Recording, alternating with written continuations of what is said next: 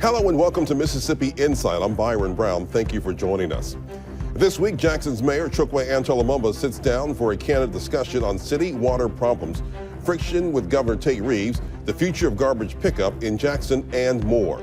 And as state senators consider how to boost support for women and children in post-Dobbs Mississippi, a top pediatrician warns of our terrible track record in infant and maternal mortality. We'll hear from Dr. Anita Henderson this Sunday on Mississippi Insight.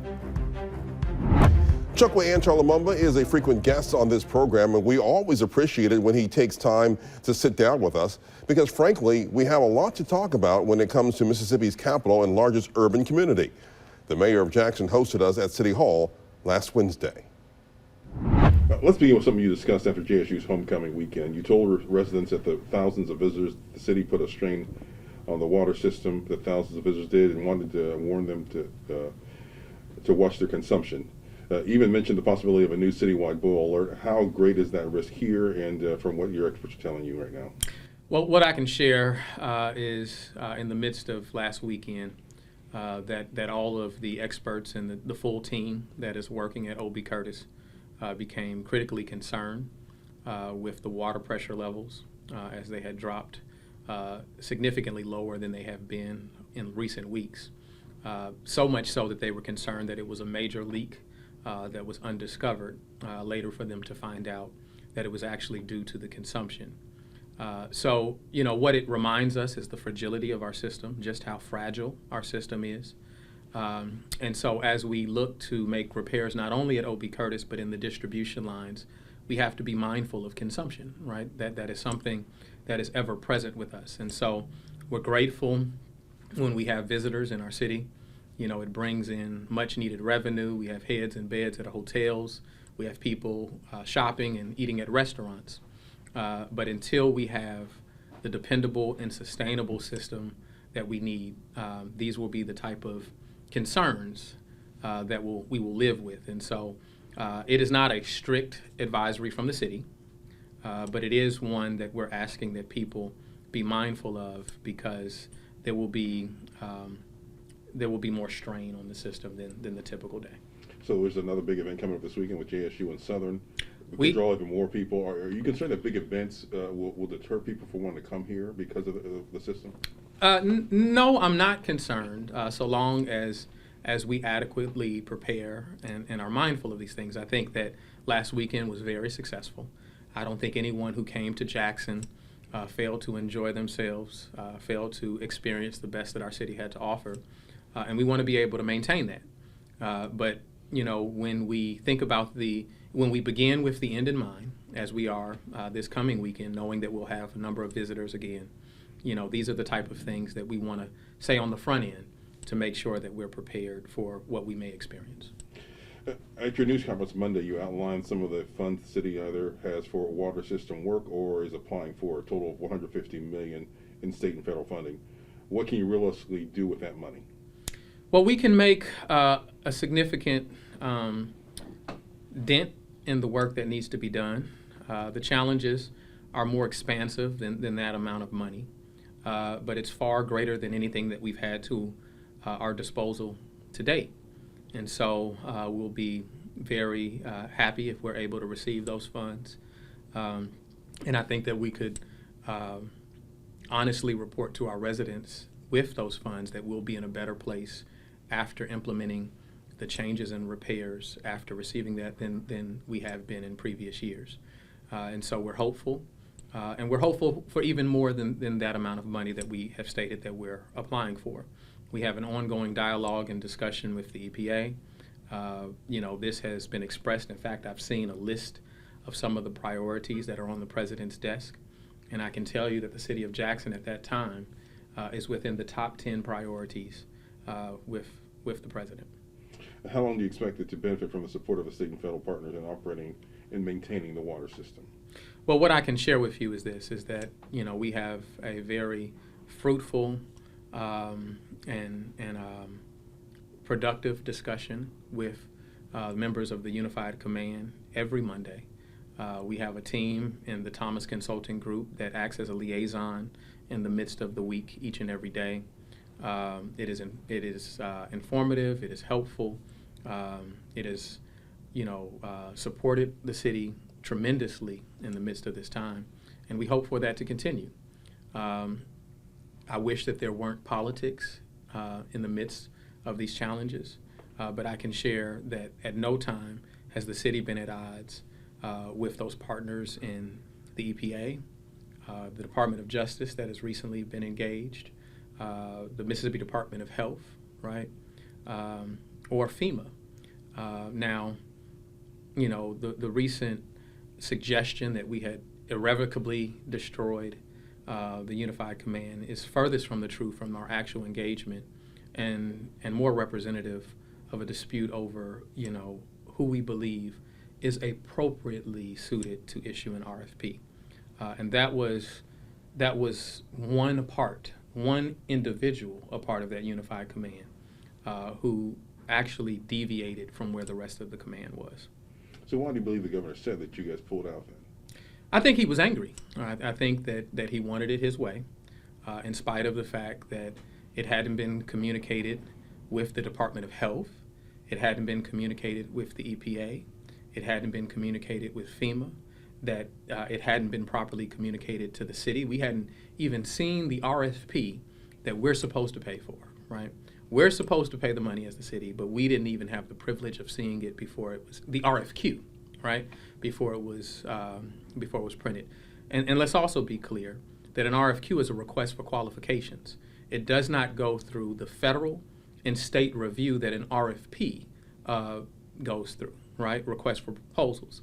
That has a much more extensive review process that meets federal and state guidelines. And so that's one reason that we felt that ours was more sufficient, in addition to the fact that we're going to be paying for it. In addition to just the concern that, I wouldn't tell you that, Byron, I'm going to pick you out a house, and I'm not going to ask you what kind of rooms you think you need or what kind of bathrooms or kitchen. But when I pick that house out, you're going to be responsible for that mortgage, right? It wouldn't make sense to you, and it doesn't make sense in this circumstance.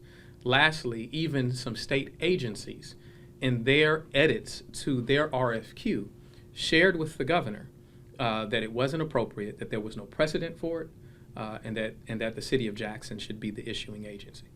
Why is this rift between you and the governor? What is going on here? I really don't understand it myself. Well, I do understand it.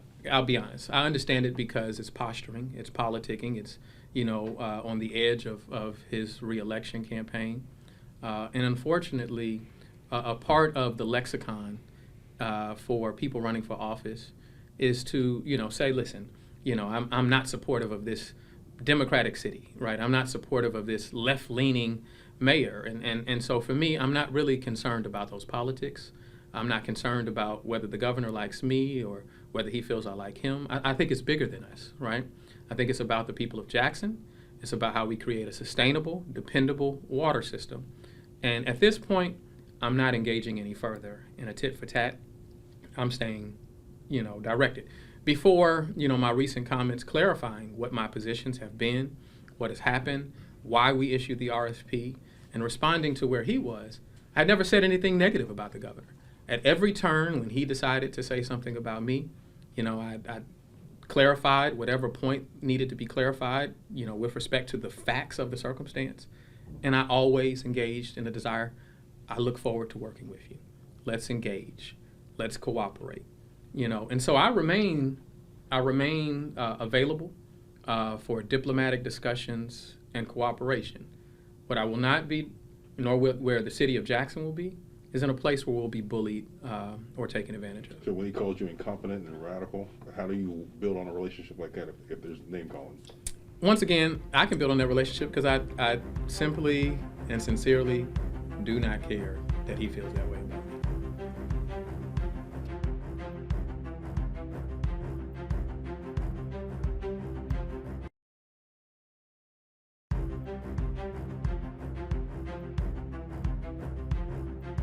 EPA has opened an investigation into how public funds have been spent in addressing the Jackson's lingering water issues. What do you expect they'll find here in the investigation? Well, I want to be clear. They've opened that up against the state of Mississippi. not against the city of Jackson. And so they're investigating where there may be discrepancies or whether there may be merit. In fact, they felt that it was that there was enough merit there that it warranted a deeper investigation. I think that we have been sharing for some time that we don't feel that Jackson gets its equitable share of resources to address our challenges. And so, I won't speak too deeply into that because I want the fruits of that investigation to speak for itself. But, I certainly am waiting with bated breath. Do you agree with the complaint by the NAACP about what the state has not done when it comes to doling out the funds? I think it's consistent with things that we have shared. I think it's consistent with the history that Jacksonians have known for some time. And once again, I think this is an opportunity to get a deeper review as to what has taken place. When it comes to a partner with the government, do you find him to be trustworthy to get things done since you guys have to work together? Or is it going to be difficult? Give me the question one more time. When it comes to working with the governor, do you find that he'll be trustworthy in getting this stuff resolved, or is that going to be difficult? I'll be cautiously optimistic. That's what I will be. I think that there have been some inaccuracies that we have pointed out. For instance, when he issued his RFQ, he made the statement that the Biden EPA had directed him to do so, only for us to have a thorough discussion with the leadership of the EPA that said that was furthest from the truth, and asked us that we wait for a moment for them to engage with the governor and clarify any misunderstanding that he may have had. And at that time, he didn't take their calls. He didn't answer any of their calls. And I think he knew. He knew, I know he knew that he had misrepresented the position of the EPA.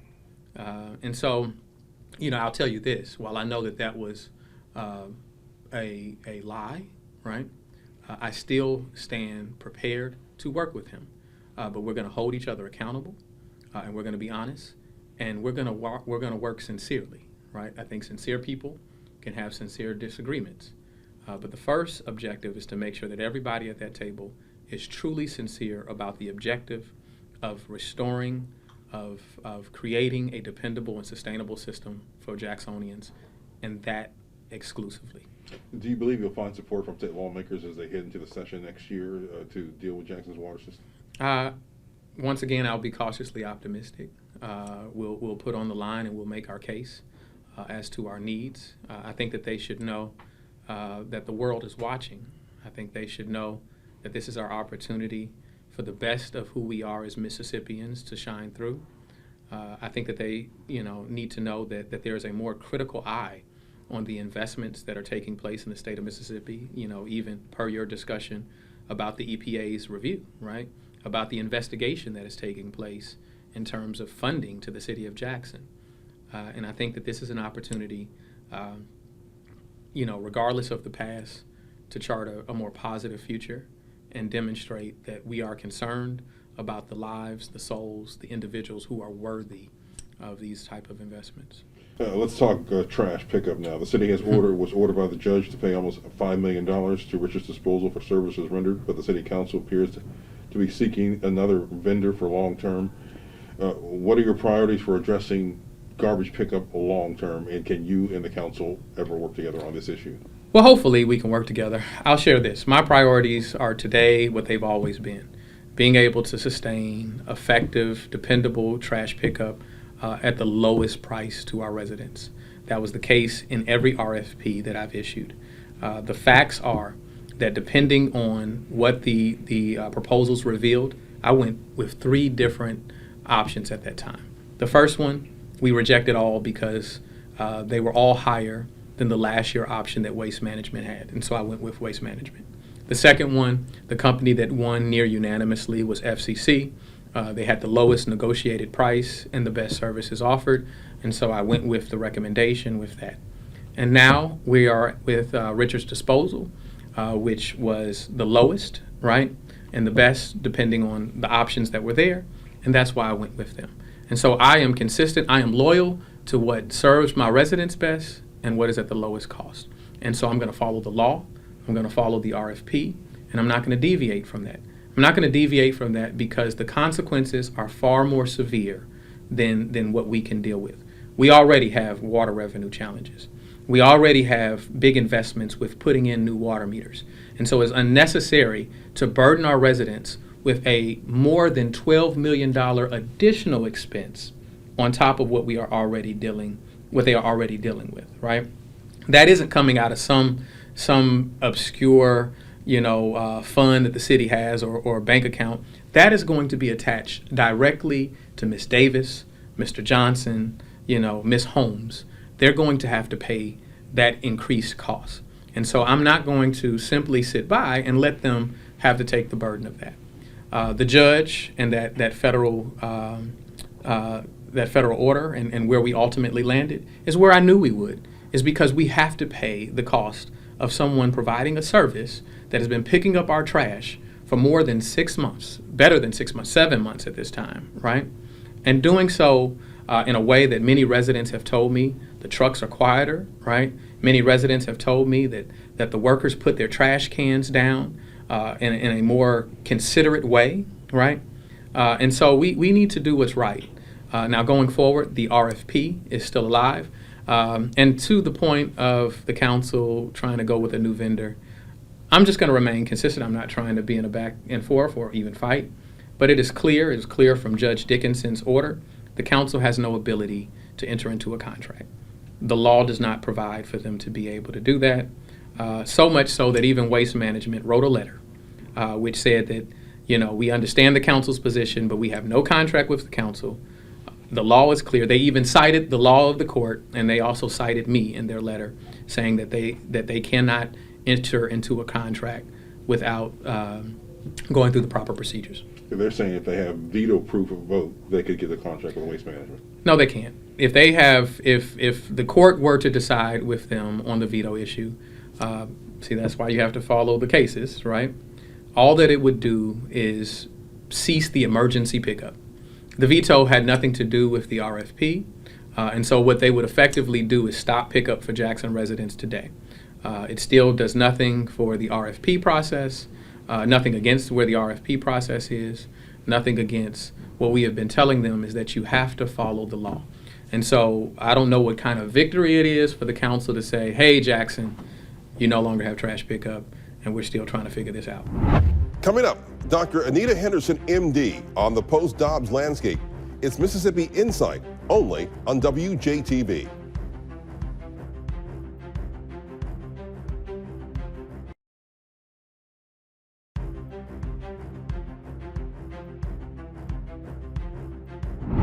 Welcome back.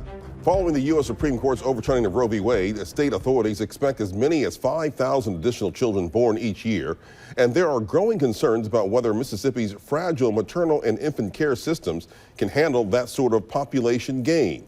State senators have been holding hearings focused on how to better serve children in the state. 12 News' Richard Lake has more on this high priority issue ahead of next year's legislative session. In the latest Senate hearing over Mississippi's child care system, pediatricians and professors gave recommendations about how the state can revamp developmental child care, having potentially huge economic impacts. One Republican senator sees this as a first step. Investing in these services and investing in prevention can yield the state dividends. What are the most important things we need to do to help this state, help this new population of children that we know we are going to have? While today's hearing was focused on solutions, Mississippi still has the highest infant mortality rate in the country. With an increase in births expected, solutions need to be reached before that number climbs any higher. We are anticipating up to 5,000 more babies, and when you look at Mississippi that has about a 14% premature birth rate, that is about 700 more preterm babies in the state. That's going to put a stress on our system. What causes even more stress is the closing of child care facilities across the state. We have closings in South Jackson. We have closings of labor and delivery units in the Delta. Those are the areas that have the highest rates of infant mortality. Over half the counties in Mississippi do not have an OBGYN. over half the counties don't have pediatricians. We really have to invest in those areas where our moms and our babies are suffering. For Dr. Henderson, investing in childcare is vital to the future of Mississippi. We know the future of Mississippi, and it is in our children. Reporting in Jackson, Richard Lake, 12 News.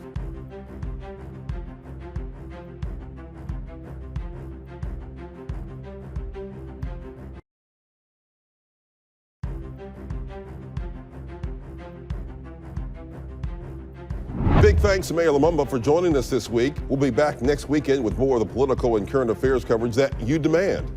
I'm Byron Brown. From all of us here at 12 News, make it a great weekend.